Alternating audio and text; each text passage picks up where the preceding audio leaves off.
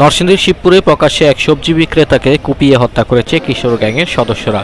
এ সময় তাকে বাঁচাতে আসলে তার বোনের কাছ থেকে ছিনিয়ে নেওয়া হয় 4 লক্ষ টাকা। দুপুরে শিবপুর উপজেলার সদর রোডে এই হত্যার ঘটনা ঘটে। নিহত মারুফ শিবপুর উপজেলার সৈয়দনগর গ্রামের মৃত মোশাররফ হোসেনের ছেলে। তিনি পেশায় একজন সবজি বিক্রেতা ছিলেন। নিহতের পরিবারের সদস্যরা জানায়, প্রতিদিনের ন্যায় বাড়ি থেকে বের হয়ে আসেন মারুফ।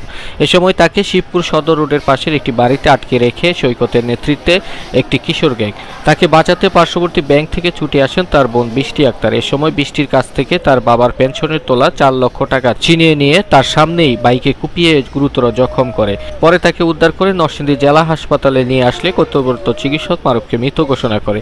শিবপুর মডেল থানার ভারপ্রাপ্ত কর্মকর্তা ফরিদ উদ্দিন জানান, নিহতের লাশ উদ্ধার করে নরসিংদী জেলা হাসপাতালে পাঠানো হয়। অপরাধীদের শনাক্ত করে আইনের আওতায় আনতে কাজ করছে পুলিশ।